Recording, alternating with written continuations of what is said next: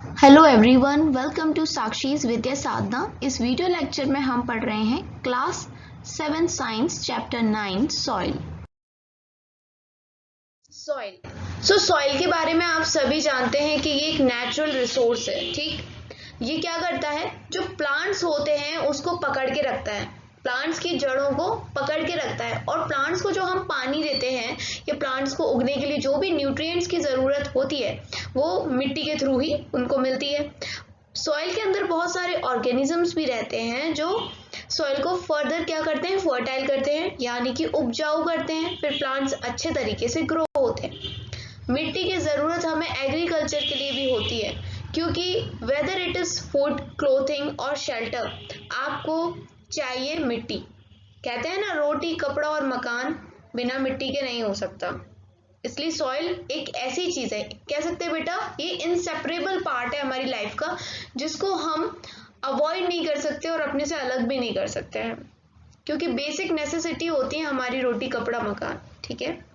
और ये जो खुशबू आती है ना, जब पहली बरसात का पानी मिट्टी पर लगता है तो कितनी सोंधी सोंधी सी खुशबू आती है, रिफ्रेशिंग एक फ्रेगनेंस आता है, बहुत ही अच्छा लगता है वो। Soil teeming with life. देखो, एक बार क्या होता है, रेनी सीजन में पहेली और बूझो ऑब्जर्व करते हैं कि अर्थवॉर्म निकल रहे हैं। अर्थवॉर्म को हिंदी में बेटा केंचुए कहते हैं। केंचुए निकल रहे होते हैं मिट्टी से। तो पहेली सोचती है कि क्या और भी दूसरे ऑर्गेनिजम्स हैं जो मिट्टी में रहते हैं। चलिए देखते हैं एक्टिविटी 9.1। अब हमें क्या करना है कि अलग अलग जगह से कुछ सैंपल्स को बटोरना है। ठीक है, और फिर ऑब्जर्वेशंस लिखने हैं इस टेबल में। अब जैसे कि आप गार्डन की सॉइल को ले सकते हो, सड़क के किनारे की सॉइल को ले सकते हो, और जहाँ पर कोई साइट, कंस्ट्रक्शन साइट हो, इंडस्ट्रियल एरिया हो, वहाँ से भी मिट्टी को कलेक्ट कर सकते हो। तो ये हो गए सॉइल के सोर्स, जहाँ से आपने अलग अलग मिट्टी को उठाया है। गार्डन सॉइल की बात करें तो गार्डन सॉइल के अंदर हमें ग्रास मिल सकती है, छोटे मोटी चींटियां मिल सकती हैं एनिमल्स के फॉर्म में। ऑब्जर्वेशन किया जाए तो गार्डन की सॉइल होगी ना, वो बेटा थोड़ी गीली होगी, मॉइस्ट होगी, क्योंकि गार्डन है आपका, तो आप टाइम टू टाइम पानी देते होंगे। रोड साइड अगर हम देखें तो वहाँ भी हमें आंट या फिर कुछ कीड़े देखने को मिल सकते हैं जो सूखी मिट्टी में रहते हैं। और ऑब्जर्वेशन देखा जाए तो जो रोड साइड की मिट्टी होगी वो काफ़ी सूखी होगी। अगर हम बात करते हैं कंस्ट्रक्शन साइट की, तो यहाँ पर रेत होगी, और रेत में कई बार बिच्छू देखने को मिलते हैं, तो एनिमल्स के फॉर्म में हमें बिच्छू देखने को मिल सकते हैं कंस्ट्रक्शन साइट की सॉइल में।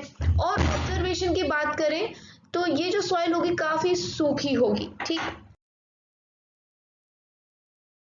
अब इसके बाद देखिए पहेली क्या सोच रही है। I wonder why I found some pieces of plastic articles and polythene bags in the soil sample collected from the road side and the garden. ये सोच रही है कि मैंने जो रोड साइड, मतलब सड़क के किनारे से और गार्डन से जब कुछ चीजें, सैंपल्स ली थी मिट्टी की, तो मुझे ये पॉलिथीन बैग्स क्यों मिले। आप बता सकते हैं, क्योंकि भाई हम डाल देते हैं पॉलिथीन को इधर उधर। ठीक, और पॉलिथीन क्या है, डिकम्पोज तो हो नहीं पाता, गल तो हो नहीं पाता है, इसलिए वो हमें अब इस रूप में देखने को मिल रहा है सैंपल्स में। Polythene bags and plastics pollute the soil. They also kill the organisms living in the soil. याद रखिए बच्चों कि जो पॉलिथीन बैग्स होते हैं, प्लास्टिक्स होती हैं, ये हमारी मिट्टी को खराब करती हैं, और जो ऑर्गेनिजम्स हमारी मिट्टी को उपजाऊ बना रहे थे, केंचुए वगैरह, इनको भी ये मार देती है। ठीक है, that is why there is a demand to ban polythene bags and plastics. Other substances which pollute the soil are a number of waste products, chemicals and pesticides. Polythene और प्लास्टिक इतने ज़्यादा हानिकारक होते हैं, हार्मफुल होते हैं, इसी की वजह से ये डिमांड आती है कि पॉलीथीन को बैन करना चाहिए, प्लास्टिक्स को बैन करना चाहिए। इसलिए आपने देखा होगा कि आजकल मॉल में भी जो हमें बैग मिलते हैं वो या तो कपड़े के होते हैं या फिर पेपर बैग होते हैं, पॉलीथीन्स नहीं मिलती हैं। सो आप लोग भी पेपर बैग्स का या फिर कपड़े के बैग का यूज़ करें रेदर देन पॉलीथीन बैग्स। अब देखो और क्या क्या चीज है जो मिट्टी को खराब कर रही है, केमिकल्स एंड पेस्टिसाइड्स। ठीक है, ये जो चूहे मारने वाली दवाइयां छिड़काव कर देते हैं बहुत सारे फार्मर्स, तो उससे ठीक है चूहे तो मर रहे हैं, लेकिन साथ में आपकी मिट्टी की फर्टिलिटी भी कम होती है। Waste products and chemicals should be treated before they are released into the soil. The use of pesticide should be minimized. ठीक है, तो पेस्टिसाइड्स का यूज कम करना चाहिए। अब ये क्या बोल रहा है, बूझो कि इसने कुछ मिट्टी के बर्तन और खिलौने देखे हैं जो मिट्टी के बने होते हैं। ठीक है, बाजार में देखे हैं, तो आपने भी देखे होंगे और आई होप बचपन में खेला भी होगा, मैंने तो खेला है। मिट्टी के बहुत सारे खिलौने भी बनते हैं और बहुत सारे डेकोरेटिव पीसेस भी बनते हैं जिनसे हम अपने घर को सजाते हैं। अब हम देखने वाले हैं सॉइल की प्रोफाइल। सॉइल की प्रोफाइल यानी सॉइल की जो डिफरेंट लेयर्स होती हैं उनके बारे में जानेंगे एक एक्टिविटी के थ्रू। सो एक्टिविटी 9.2, हमें इसके अंदर थोड़ी सी मिट्टी लेनी है एंड जो भी क्लम्प्स थे मोटे मोटे उनको अपने हाथों से तोड़ लेंगे अगर होंगे तो, और पाउडर बना लेंगे। अब एक ग्लास टम्बलर लेंगे, ठीक है, कांच का ग्लास लेना ताकि आपको सब कुछ दिखे। 3/4 उसको आपको पानी से फिल कर लेना है और एक मुट्ठी भर उसमें मिट्टी को डाल देना है ग्लास के अंदर। अब अच्छे से चम्मच की मदद से डिसॉल्व करने की कोशिश करिए मिट्टी को। वैसे डिसॉल्व होगी नहीं क्योंकि मिट्टी के अंदर बहुत सारे ऐसे पार्टिकल्स होते हैं जो मोटे होते हैं और पानी में डिसॉल्व नहीं होंगे। अब थोड़ी देर बाद आप क्या करो, थोड़ी देर के लिए इसको रेस्ट की पोजीशन पे रहने दो ग्लास को और फिर ऑब्जर्व करो। जब आप ऑब्जर्व करोगे तो क्या क्या आपको ऑब्जर्व करना है कि do you see layers of particles of different size in the glass tumbler? Draw a diagram showing these layers. Are there some dead rotting leaves or animals remains floating on water? चलिए अब देखिए, ये बोल रहे हैं कि जब आप थोड़ी देर के लिए छोड़ दोगे तो आपको एक लेयर दिखाई देगी ग्लास के अंदर। हमें दिखाई दे रही है, पहली लेयर है ह्यूमस की, then water, then clay, then sand and then gravels. मतलब देखो पत्थर जो होंगे, छोटे मोटे कंकड़ जो होते हैं उनमें सबसे ज्यादा वजन होगा, तो वजन वाली चीज सबसे नीचे आ जाएगी। अब ये जो पहली वाली लेयर है ह्यूमस, ये ह्यूमस क्या है, तो जो सड़ा हुआ डेड मैटर होता है, चाहे फिर वो प्लांट्स हो या फिर एनिमल्स हो, उसी को हम ह्यूमस कहते हैं और ये हमारी सॉइल को काफी फर्टाइल बनाता है। तो ये सबसे ऊपर की लेयर। पानी आप जानते ही हैं, चिकनी से जो मिट्टी होती है दैट इज क्ले, सैंड रेत हो गई और ग्रेवल्स अपने कंकड़ हो गए। ठीक, you probably know that soil is formed by the breaking down of rocks by action of wind, water and climate. पहले के चैप्टर्स में भी पढ़ा है और आपको पता होगा कि मिट्टी कैसे बनती है। जब चट्टानें टूटती हैं बेटा, जब रॉक्स टूटते हैं तो मिट्टी बनती है। रॉक्स या चट्टान कैसे टूट सकते हैं, तो बाय द प्रोसेस विंड की वजह से, पानी की वजह से और क्लाइमेट कंडीशंस की वजह से। ठीक है, मान लो तेज पानी बरस रहा है किसी चट्टान पे, तो चट्टान पे क्रैक आ जाएगा, क्रैक आते आते वो टूटेगी और एक दिन इतनी टूट जाएगी कि उससे मिट्टी बन जाएगी। इस प्रोसेस को हम वेदरिंग कहते हैं। The nature of any soil depends upon the rocks from which it has been formed and the type of vegetation that grows in it. बहुत तरह की सॉइल मौजूद होती हैं, ठीक है, जैसे ब्लैक सॉइल हो गई, एलुवियल सॉइल हो गई, लेटराइट सॉइल, रेड सॉइल। तो ये अलग अलग की जो सॉइल होती हैं ये अलग क्यों होती हैं, इनकी प्रॉपर्टीज अलग क्यों होती हैं, क्योंकि बेटा ये तरह की चट्टानों से बनी होती हैं। ठीक, A vertical section through different layers of the soil is called the soil profile. ये जो आपको vertical section दिख रहा है, मतलब कि humus, फिर water, फिर clay, then sand, then gravel, इसी vertical line के arrangement को हम soil की profile कहते हैं। तो अगर आपसे कोई बोले कि soil profile का diagram बनाओ तो आप easily बना पाओगे, बहुत ही आसान है। ठीक है, हर एक लेयर का अपना एक अलग ही टेक्सचर है। अगर आप अपने हाथों की मदद से छू के देखो तो आपको पता पड़ेगा। सैंड आपको कैसा लगेगा, थोड़ा खुरदुरा, हार्श लगेगा। क्ले आपको बहुत सॉफ्ट पाउडरी सा लगेगा। पानी का तो आपको पता ही है कैसा लगता है। ठीक, तो इस तरह से टेक्सचर भी सारी लेयर्स का डिफरेंट है। मैंने अभी आपको बताया था कि इनका टेक्सचर अलग होता है, छू के देखेंगे तो हम अलग तरह का महसूस करेंगे लेयर्स को। इनके कलर भी अलग होते हैं, गहराई भी अलग होती है एंड इनके केमिकल कॉम्पोजिशन भी अलग होते हैं। मतलब अलग अलग लेयर में अलग अलग केमिकल्स अलग अलग मात्रा में मौजूद होते हैं और इन लेयर्स को हम हॉरिजॉन कहते हैं। जैसे कि ऊपर A horizon, then B horizon, C horizon and then in the last this is bedrock. So we usually see the top surface of the soil, not the layers below it. If we look at the sides of a recently dug ditch, we can see the thinner layers of the soil too. तो जब हम देखते हैं मिट्टी की तरफ तो हमें उसकी ऊपर की सतह दिखती है जहाँ पर ये प्लांट्स ग्रो होते हैं, नीचे के हमें पार्ट्स नहीं दिखते हैं। लेकिन अगर हम डग करेंगे, गड्ढा खोदेंगे, तो हमें कुछ इनर लेयर्स दिख सकती हैं। Such a view enable us to observe the soil profile at that place. Soil profile can also be seen while digging a well or laying the foundation of a building. It can also be seen at the sides of the road, on a hill or a steep river bank. तो अगर हमें इस तरह की soil profile देखनी है तो हम देख सकते हैं जब कुएं बनते हैं, जब कोई कुआं बना रहा हो तब देख सकते हैं, क्योंकि तब काफ़ी डीप हमें खोदना पड़ता है, या फिर कंस्ट्रक्शन हो रहा हो वहाँ पर भी देख सकते हैं हम। तो इस प्रकार से हमें देखने को मिल जाएगा। आगे बात करते हैं, ऊपरी परत होती है यानी ए हॉरिजॉन जो होता है वो डार्क कलर का होता है। क्यों? क्योंकि उसके अंदर ह्यूमस होता है और तरह तरह के मिनरल्स होते हैं। ह्यूमस सॉइल को फर्टाइल करता है, जैसे कि मैंने आपको पहले भी बताया, और वो न्यूट्रिएंट्स देता है प्लांट को, जिसकी वजह से प्लांट अच्छा ग्रो कर पाते हैं। ये जो ऊपर की परत होती है अपनी बेटा काफी सॉफ्ट होती है ना, पोरस होती है। पोरस मतलब इससे आर पार होता है पानी, पानी से आर पार होगा तभी ना हम जब ऊपर पानी डालते हैं तो नीचे तक चला जाता है ना। आपने देखा होगा गमलों में आप पानी डालते हो ऊपर तो पानी नीचे तक चला जाता है, ऊपर से एकदम पानी गायब सा हो जाता है, क्योंकि ये पोरस होती है और ये पानी को भी रिटेन करके रखती है। तो इसको अपन टॉप सॉइल कह सकते हैं, क्योंकि टॉप है, टॉप में है, ऊपर की तरफ है, या फिर ए हॉरिजॉन कह सकते हो। और ये क्या करती है, घर की तरह काम करती है। छोटे छोटे कीड़े मकोड़ों की को जो बीटल्स होते हैं ना, छोटे छोटे कीड़े मकोड़े हो गए, मोल्स हो गए, रोडेंट्स हो गए, मतलब इवन जो रैट जैसे होते हैं, चूहे जैसे होते हैं, और वर्म्स तो आप जानते हैं वो केंचुए।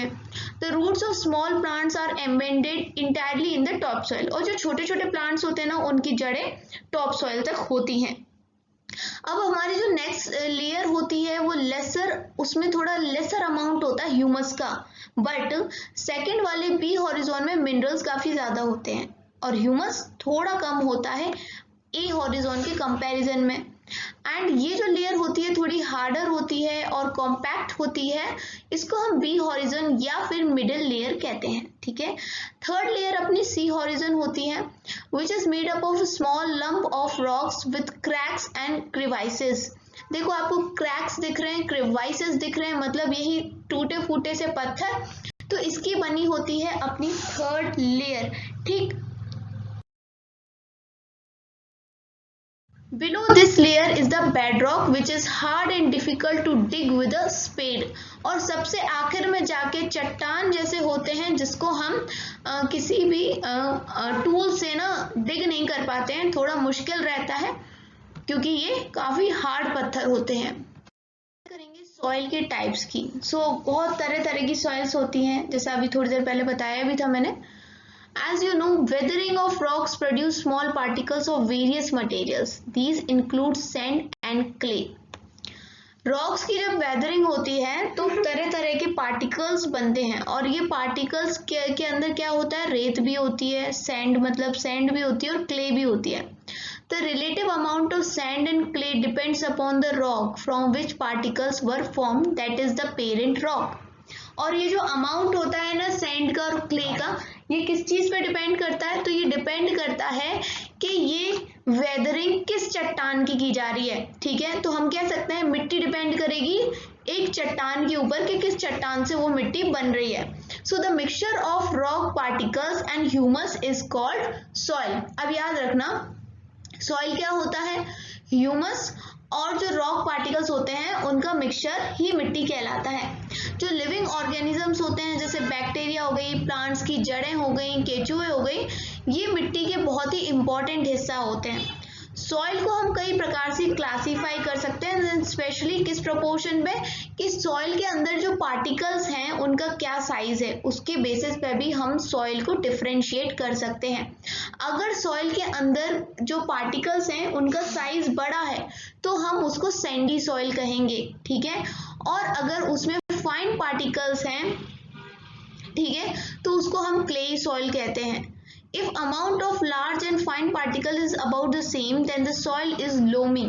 और अगर large और fine particles हैं, उनका जो साइज है वो सेम है, तो सॉइल को हम लोमी कहते हैं. Thus the soil can be classified as sandy, clayey and loamy. तो आप बात समझ रहे हैं. इस तरीके से साइज के आधार पर सॉइल के पार्टिकल्स की हम सॉइल को 3 तरह से बांट सकते हैं: sandy, clayey and loamy soil.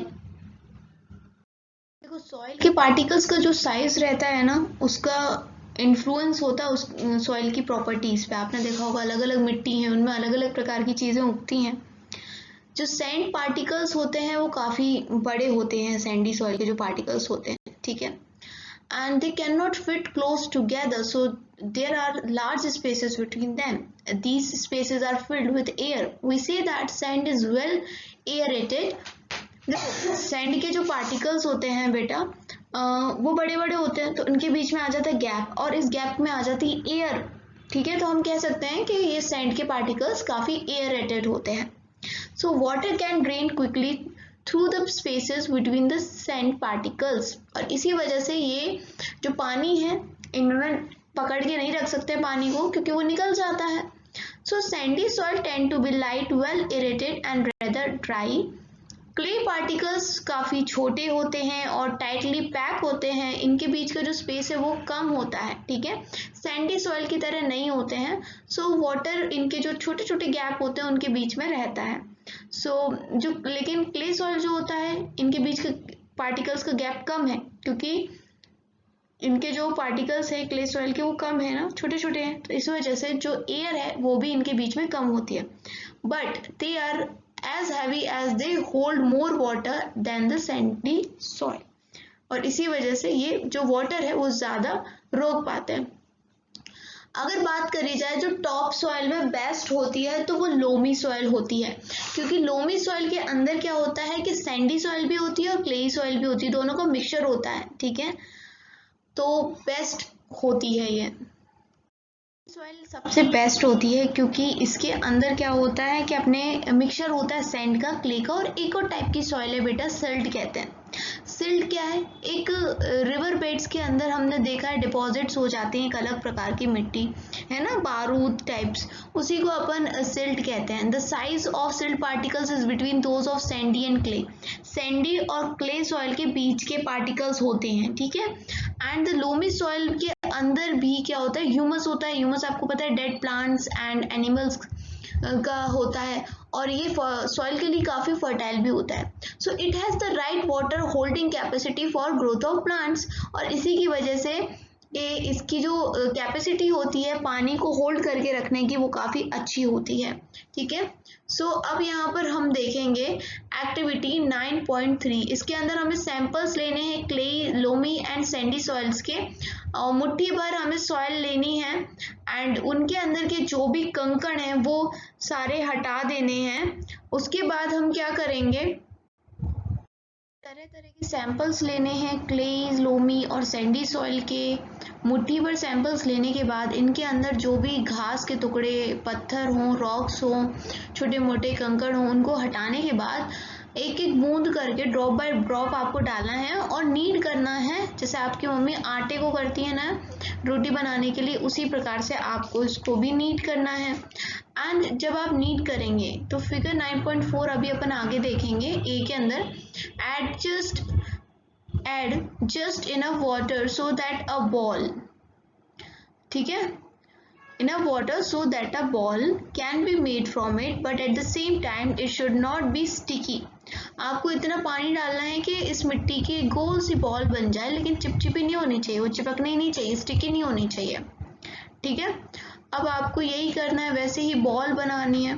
On a flat surface roll this ball into a cylinder. फिर उसके बाद उसी बॉल को आपको सिलेंडर का शेप देना है, एंड देन उस सिलेंडर से आपको एक रिंग बनानी है. और इसी एक्टिविटी को आपको सारे जो भी हमने सैंपल्स लिए हैं लोमी, क्ले और सैंडी सॉइल का, सबके साथ करना है, ठीक है.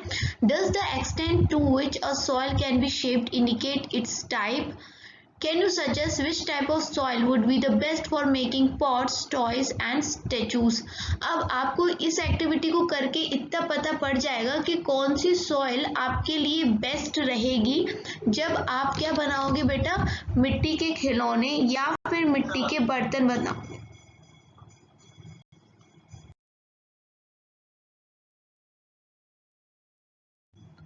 ये देखिए, हमने पहले इसको नीड किया, फिर ऐसे माउंटेन सा बनाया, फिर इसको क्या करा अपन ने, ऐसा रोल किया बॉल की तरह, इसके बाद एक सिलेंडर बनाया एंड देन इसकी एक रिंग बनाई। जब आप ये सब करोगे तो आपको पता चल जाएगा कि कौन सी सॉइल बेस्ट रहती है टॉयज बनाने के लिए। सॉइल होती है बेटा सबसे बेस्ट। अपन को अगर कोई भी स्टैचू बनाना है या मिट्टी के बर्तन बनाने हैं तो इस सब के लिए क्ले सॉइल सबसे बेस्ट होती है। आगे अब अपन देखेंगे प्रॉपर्टीज ऑफ सॉइल को। अभी तक हमने कुछ यूजेस देखे थे सॉइल के, अब हम एक ऐसी एक्टिविटीज को करने जा रहे हैं जिससे हमें फीचर्स या फिर बोल सकते हैं कैरेक्टरिस्टिक्स पता चल जाएंगे सॉइल के। Percolation rate of water in soil, ठीक है। तो परकोलेशन रेट क्या होता है अभी आपको समझ में आ जाएगा। बूजो एंड पहेली, ये जो दो बच्चे हैं ये क्या करते हैं, मार्क करते हैं दो डिफरेंट स्क्वायर्स को, और ये स्क्वायर्स कितने के हैं बेटा, 50 सेंटीमीटर के हैं। आपको पता है ना कि जो स्क्वायर की साइड होती है वो बराबर होती हैं, तो सारे जो साइड है स्क्वायर की कितनी हो गई, 50 सेंटीमीटर की हो गई। तो one on the floor of their house and the other on the kachcha road. तो इन दोनों जो स्क्वायर्स बनाते हैं ये, एक तो अपने घर के सीमेंटेड पक्का जो घर है इनका उस पे, और दूसरा कच्चा जो घर होता है मिट्टी का उस पे, और वो दो बॉटल को भरते हैं। दो बॉटल जो वो भरते हैं वो सेम साइज की होती हैं पानी से, ठीक है।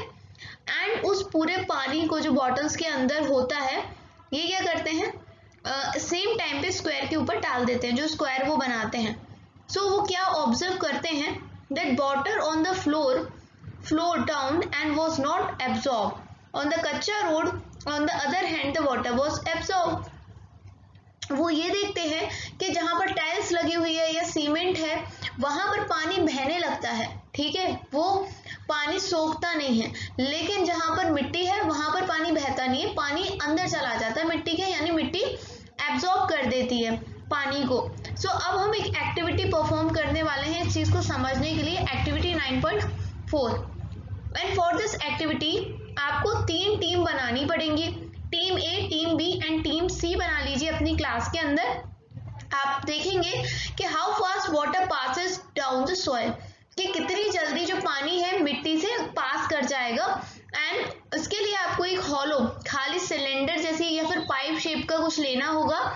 एंड ऑल्सो आपको क्या करना पड़ेगा, इंश्योर करना पड़ेगा कि जो पाइप हो ये इनका साइज बराबर का हो, ठीक है। और कुछ सजेशंस भी हैं कि if possible get a small tin can and cut of its bottom. अगर आपको पॉसिबल रहे तो आप इस सिलेंडर को बनाने के लिए एक टिन कैन ले लीजिए और उसका जो बॉटम होता है उसको काट दीजिए। इफ पीवीसी पाइप, जो पीवीसी की पाइप आती है ना अपने घरों में, अगर वो अवेलेबल है लगभग डायमीटर 5 सेंटीमीटर की, तो उसको आप काट दीजिए 20 सेंटीमीटर लॉन्ग और उसको ही यूज कर लीजिए, जैसे आपको ये दिख रहा है।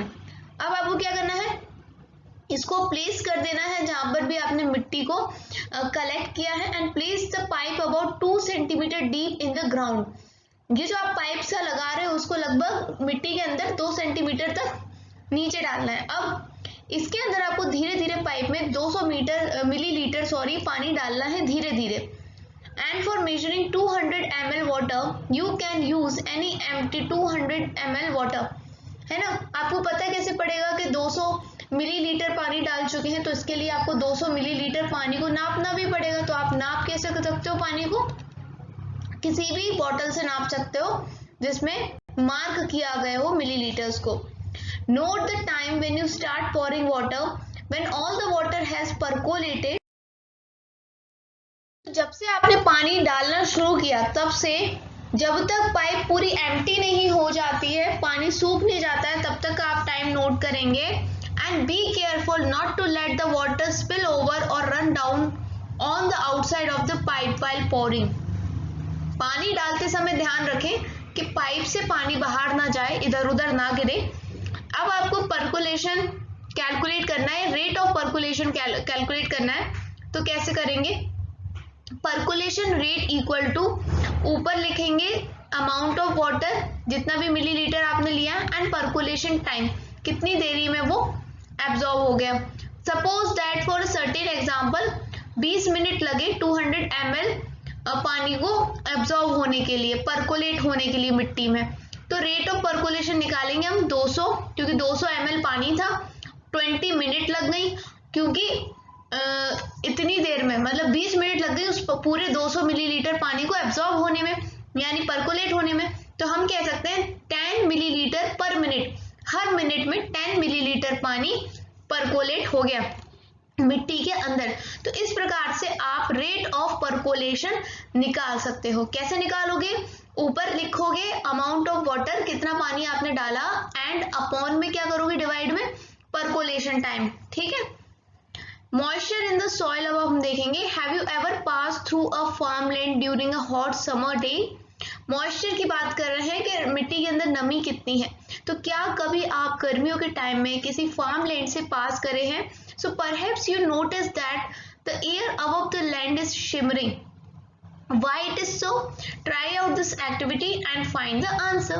तो जब भी हम हॉट समर में किसी भी फार्म लैंड से, खेत की तरफ से पास होते हैं, तो हम देखते हैं कि वहाँ की जो हवा होती है उस जमीन के ऊपर की, वो थोड़ी शिमरिंग होती है।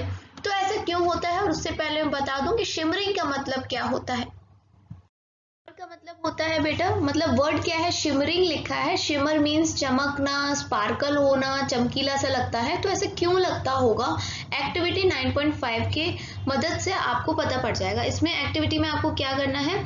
2 स्पून आपको मिट्टी लेनी है और एक टेस्ट ट्यूब के अंदर डाल देनी है, और फिर इसको अपन हीट करेंगे। ठीक है। तो जब अपन हीट करेंगे तो क्या होगा इस एक्टिविटी के अंदर? यहाँ पर ऊपर की तरफ, नीचे से हीट कर रहे हैं, यहाँ मिट्टी थी, तो जो वाटर ड्रॉपलेट्स यहाँ पर हमें कुछ कुछ दिखाई देंगी। क्यों? क्योंकि जब हम हीट करेंगे तो पानी, मिट्टी में जो पानी है वो इवेपोरेट होगा, इवेपोरेट भाप बनेगा, तो ऊपर जाएगा, और ऊपर जाके जो ठंडी ठंडी जगह है, ये ठंडी जगह रहेगी, क्योंकि यहाँ पर हीट हो रही है तो ये ज़्यादा गर्म होगी, उसके कंपेरिजन में ये वाला एरिया ठंडा होगा। तो जब भाप इस ठंडे एरिया से टकराएगी तो वो भाप कंडेंस होगी, पानी बनने लगेगी, और एरिया के पास क्या आ जाएंगी? वाटर ड्रॉपलेट्स बन जाएंगी। इतना आपको समझ में आया? तो होता क्या है, हॉट समर के टाइम पे जो वेपर्स होते हैं ना, जो सॉइल के पास, सॉइल में से जो वेपर्स निकलते हैं, इसी प्रकार से वो रिफ्लेक्ट करते हैं सनलाइट को, है ना, और इसी की वजह से जो एयर होती है, हमें ऐसा लगता है सॉइल के ऊपर की एयर जैसे वो चमक रही है, ये कारण होता है। नाउ अब हम देखेंगे 9.6 absorption of water bye soil, कि किस प्रकार से वाटर एब्जॉर्ब होता है सॉइल के द्वारा। इस एक्टिविटी को परफॉर्म करके हमें एक चीज का आंसर पता पड़ जाएगा कि हर प्रकार की मिट्टी क्या सेम अमाउंट ऑफ पानी को एब्जॉर्ब कर पाती है या नहीं कर पाती है। एक्टिविटी 9.6 में हमें क्या करना है? एक प्लास्टिक का फनल लेना है। उसके बाद हम क्या करेंगे? फिल्टर पेपर को लेंगे और उसको फोल्ड करके लगा देंगे। अब 50 ग्राम हम सूखी मिट्टी लेंगे, जो पाउडर होगी, उसको हम फनल के अंदर डाल लेंगे। ठीक, इस प्रकार से, जैसे आपको डायग्राम में दिख रहा है। अब फनल में मिट्टी डालने के बाद हम एक क्या करेंगे? मेजरिंग सिलेंडर लेंगे। एक बर्तन आता है जिसमें mls लिखे रहते हैं कि कितना मिलीलीटर पानी है। उसके अंदर कुछ अमाउंट हम ले लेंगे पानी का, और ड्रॉप बाय ड्रॉप उस पानी को हम इस फनल के अंदर डालेंगे। और हम ड्रॉप बाय ड्रॉप डालने के लिए इस तरह का ड्रॉपर यूज कर सकते हैं। दिख रहा है ना आपको स्क्रीन पे कि ड्रॉप बाय ड्रॉप पानी गिर रहा है, तो इस तरह का हम ले लेंगे। ठीक है। आपको क्या करना है? Do not let all the water fall eight one spot. आप जब पानी डालें तो ध्यान रखें कि एक ही जगह से पानी ना गिरे, हर जगह से गिरे। ठीक, हमें क्या करना है? जहां पर भी मिट्टी है उस पे हर जगह पे पानी डालना है, और तब तक पानी डालना है जब तक पानी गिरने स्टार्ट ना हो जाए नीचे से। ठीक, अब इसके बाद क्या करेंगे? स्टार्टिंग में जितना पानी उस मेजरिंग सिलेंडर के अंदर था और अब जितना बचा है, क्योंकि कुछ पानी तो यहाँ से नीचे गिर गया, तो जितना अब पहले था उस पानी में से अब जितना बचा है उसे हम माइनस कर देंगे, तो हमें वो पानी मिल जाएगा जो पानी सॉइल ने रिटेन कर लिया था, मतलब ये पानी, ठीक है, जो बह के नीचे चला गया वो पानी हमें मिल जाएगा। अब हम अपने जो ऑब्जर्वेशन लिखेंगे इस एक्टिविटी के लिए वो ये था कि स्टार्टिंग में सॉइल का जो वेट था वो 50 ग्राम था, और जो हमारी मतलब वॉल्यूम था वाटर का, मेजरिंग सिलेंडर, वो जो भी था आपका, मान लीजिए x ml था, ठीक है, आप अपने मन से कितना भी पानी ले सकते हैं, जैसे मैंने आपसे कहा था, तो x ml था, x ले लिया मैंने। अब जब पानी हमने डाल दिया तो उसके बाद फाइनल वॉल्यूम जो थी वो मान लो y थी, y ml हो गई। तो जो volume of water absorbed bye soil रहा कि कितना पानी इस मिट्टी ने जो फनल के अंदर थी वो एब्जॉर्ब कर लिया, तो उसे निकालने के लिए हम क्या करेंगे, x माइनस वाई। तो x माइनस वाई करेंगे तो हमें मिल जाएगा वो वेट ऑफ वाटर मिल जाएगा जो मिट्टी ने अपने अंदर सोख लिया था, ठीक है। इस प्रकार अगर हमें परसेंटेज निकालना है, देखो इस माइनस करके तो हम वेट निकाल सकते हैं वाटर एब्जॉर्ब का, अगर हमें परसेंटेज निकालना है तो हमें कुछ नहीं करना, u minus v upon 50 into में 100 कर देंगे तो अपना निकल आएगा, ठीक।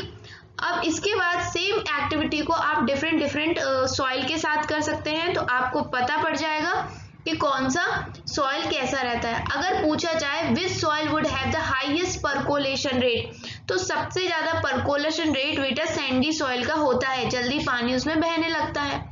एंड लोएस्ट परकोलेशन रेट किसका होता है, तो वो क्लेई सॉइल का होता है।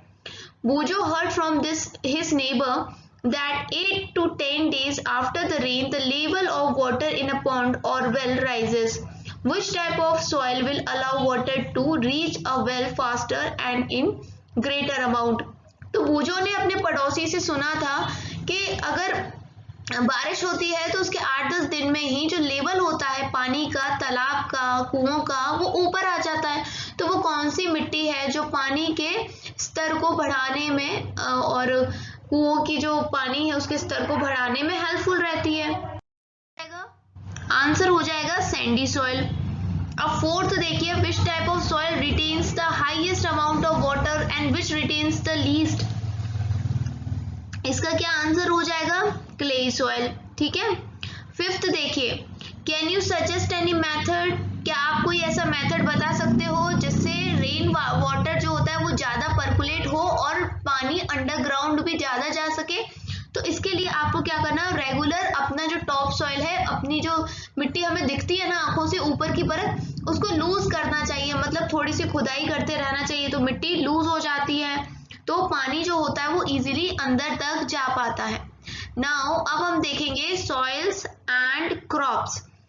तो different types of soil are found in different parts of India. ये आप जानते हैं कि इंडिया एक वास्ट कंट्री है, अलग अलग प्रकार का क्लाइमेट है, यहाँ अलग अलग प्रकार की मिट्टियां पाई जाती हैं। In some part there is clayey soil, कुछ पार्ट्स में क्लेई सॉइल है, कुछ पार्ट में लोमी सॉइल है, और दूसरे हिस्सों में सैंडी सॉइल पाई जाती है। सॉइल जो है वो किससे अफेक्टेड होती है बेटा, किस पे निर्भर करती है, रीजन में कैसी विंड है, कैसी बारिश हो रही है, कैसा टेम्परेचर है, कितनी लाइट है, कितनी ह्यूमिडिटी है, इस सब पे डिपेंड होती है वहां की मिट्टी रीजन की। So these are some important climatic factors which affect the soil profile and bring changes in the soil structure. जो मैंने अभी आपको बताया, ये कुछ ऐसे फैक्टर्स होते हैं जो सॉइल में चेंजेस ला सकते हैं, सॉइल के स्ट्रक्चर में चेंजेस ला सकते हैं। So the climatic factor as well as components of soil determine the various types of vegetation and crops that might grow in any region. ठीक है, तो इन्हीं क्लाइमेटिक फैक्टर्स पे सॉइल के डिपेंड करते हैं अलग अलग प्रकार की सब्जियां, फ्रूट्स, मतलब वेजिटेशन डिपेंड करता है। कोई चीज किसी में अच्छी होती है किसी प्रकार की मिट्टी में, तो कोई किसी में, जैसे कि कॉटन ब्लैक सॉइल में काफी अच्छी तरह से उगती है। अब जो क्ले और लोमी सॉइल होती है ये सूटेबल होती है अनाज की खेती के लिए, चाहे फिर वो चने हो या गेहूं हो। Such soils are good at retaining water, क्योंकि ये पानी को बांध के रख पाती हैं, पकड़ के रख पाती हैं।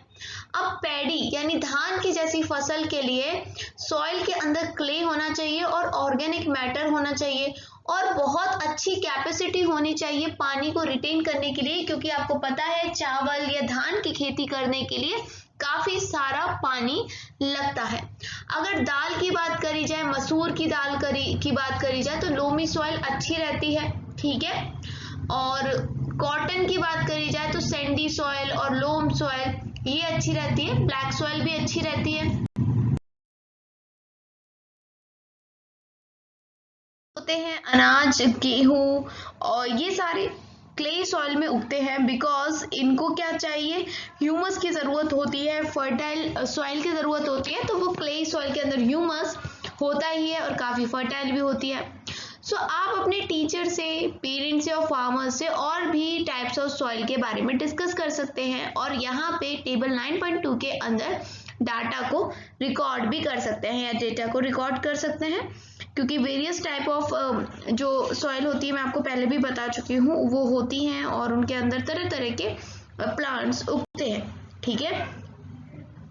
सो which kind of soil would be most suitable for planting rice? The question is कि कौन सी सॉइल सबसे अच्छी होगी अगर हमें राइस उगाने हैं, तो आपका आंसर क्या होगा, clay soil is the best, ठीक है। नाउ इसके बाद मैं आपको बताना चाहती हूँ सॉइल इरोजन के बारे में। इसी के साथ हमारा चैप्टर खत्म हो जाएगा, लेकिन उससे पहले मैं आपको एक केस स्टडी बताऊंगी जो आपकी इसी बुक में दी गई है, ठीक है, तो उसको भी सुनिएगा। वेल देखिए सॉइल इरोजन क्या होता है। The removal of land surface by water, wind और ice is known as erosion.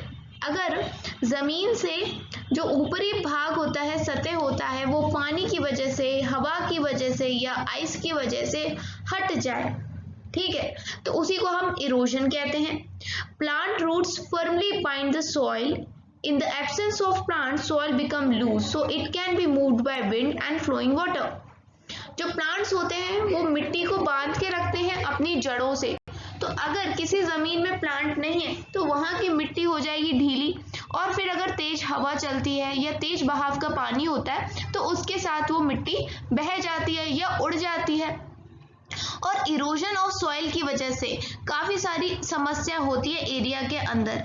ये पहली समस्या तो यही है और सबसे बड़ी भी है कि वेजिटेशन नहीं हो पाता, एग्रीकल्चर नहीं हो पाता, क्योंकि आपको पता है कि टॉप सॉइल में चीजें उगती हैं, जैसे डेजर्ट हो गया, क्योंकि डेजर्ट में भी यही प्रॉब्लम होती है। और खाली जो जमीन के टुकड़े होते हैं जहाँ कोई भी प्लांट नहीं लगा, वहां पर भी हमें इरोजन की समस्या देखने को मिलती है। अब लोग क्या कर रहे हैं आजकल, डिफॉरेस्टेशन कर रहे हैं, पेड़ों को काटते जा रहे हैं, तो ये चीज हमें करना बंद करना पड़ेगा, पेड़ लगाने पड़ेंगे, क्योंकि पेड़ काट रहे हैं तो इरोजन हो रहा है, हमारी जमीन खराब होती जा रही है। तो आप भी पेड़ लगाइए, अफॉरेस्टेशन करिए एंड एफर्ट्स डालिए ताकि ग्रीन एरिया ज्यादा होए और जो हमारी प्रॉब्लम है सॉइल इरोजन की वो ना हो पाए, क्योंकि ये सॉइल ही है जो हमें रोटी, कपड़ा और मकान दे रही है। सो फ्यूचर की सोचे और छोटी मोटी चीजों के चक्कर में, अपने स्वार्थ के चक्कर में आप हमारी ग्रीनरी को नष्ट ना करें, क्योंकि ये फ्यूचर की बात है, किसी एक इंसान की नहीं, हमारे पूरे नेशन की बात भी नहीं, पूरे वर्ल्ड की बात है। तो मिलके सोचना पड़ेगा और एक स्टेप आगे जाके हमें पेड़ लगाने ही होंगे। देखिए ये है एक केस स्टडी, यहाँ पर जॉन है, राशिदा है एंड राधा है। ये कहाँ जा रहे हैं, went to Leeladhar Dada and Santosh Malviya of Sohagpur in Madhya Pradesh. तो कोई दो लोग हैं, संतोष मालविया और लीलाधर दादा, इनके पास जा रहे हैं सोहागपुर नाम की जगह पे मध्य प्रदेश में, ठीक है। लीलाधर दादा was preparing the salt to make items like सुराही, मटका, कल्ला etc. लीलाधर काका क्या कर रहे हैं, ये है लीलाधर काका, ये मिट्टी को तैयार कर रहे हैं, मतलब अच्छे से, जैसे आपकी मम्मी आटा होता है ना, सूखा आटा, उसमें पहले पानी डालती हैं, फिर उसको नीड करती है, मारती हैं आटे को, सो दैट अच्छी अच्छी चपातियां बने फूली फूली। तो वैसे ही मिट्टी को भी पानी डाल के पहले मारा जाता है, नीड किया जाता है। वही काम ये संतोष दादा कर रहे हैं ताकि फिर उससे हम सुराही बना सकें, मटका बना सकें, कल्ला बना सकें। कल्ला क्या होता है, मिट्टी का फ्राइंग पैन कह सकते हो। तो अब कन्वर्सेशन हो रहा है बाकी इन सब बच्चों के बीच में और लीलाधर दादा के बीच में। तो आइए देखते हैं क्या बातचीत हो रही है इनकी आपस में। ठीक है, तो देखो, where was the soil obtained from, बच्चे बोल रहे हैं तो दादा बोलते हैं we brought the black soil from a piece of barren land, एक खाली जमीन के टुकड़े से हम ये काली मिट्टी लेके आते हैं।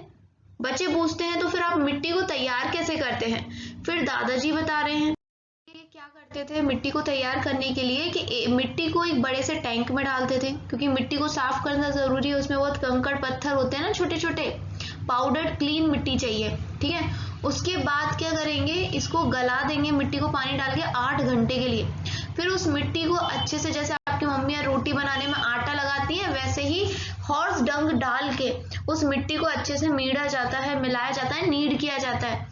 फिर इस मिट्टी को, जब मिट्टी आराम से नीड हो जाए, सॉफ्ट हो जाए, तो इस मिट्टी को हम एक व्हील पे रख देते हैं, ऐसा दादाजी कह रहे हैं, व्हील पे रख देते हैं और अपनी हाथों की मदद से शेप देते हैं। मिट्टी को शेप दे दिया, जब एक फाइनल शेप आ जाता है तो उस आइटम को हम कलर करते हैं 3 दिन बाद, जब मिट्टी का वो आइटम सूख जाता है। 3 दिन बाद अपन ने कलर कर दिया, फिर उसको जब दोबारा वो सूख गया कलर, तो उसको हम बेक कर देते हैं। ठीक है, यानी जो आग होती है उसमें डाल देते हैं तो वो पक्का हो जाता है। ठीक, सो क्वेश्चन ये आया एक बच्चे के दिमाग में कि आप हॉर्स डंग क्यों मिलाते हो मिट्टी के अंदर, मतलब हॉर्स का जो वेस्ट होता है उसको क्यों डालते हो? वो इसलिए, जला हुआ वेस्ट होता है ना एक घोड़े का, वो मिट्टी के पोर्स को खोल देता है और इसी वजह से जो मटका होते हैं, सुराही होते हैं, इनमें पानी परकोलेट कर पाता है, और पानी परकोलेट कर पाता है तो इवेपोरेट होता है, इवेपोरेट होता है तो इसकी वजह से जो अंदर का पानी है वो बेटा ठंडा बना रहता है। ठीक है, आपने सुना होगा सोगापुरी सुराहीस के बारे में, मटकास के बारे में, काफी फेमस होते हैं और ये जबलपुर, नागपुर, प्रयागराज, इलाहाबाद का जो नाम है, इन जगहों पे मिलते हैं। तो इसके साथ आपका ये चैप्टर 9 फिनिश हो गया। मिलूंगी आपसे चैप्टर 10 में। अगर क्लास 7 की कोई और सब्जेक्ट की वीडियो चाहते हैं तो कमेंट सेक्शन में बता सकते हैं। Thanks for watching. Sakshi Vidya Sadhana.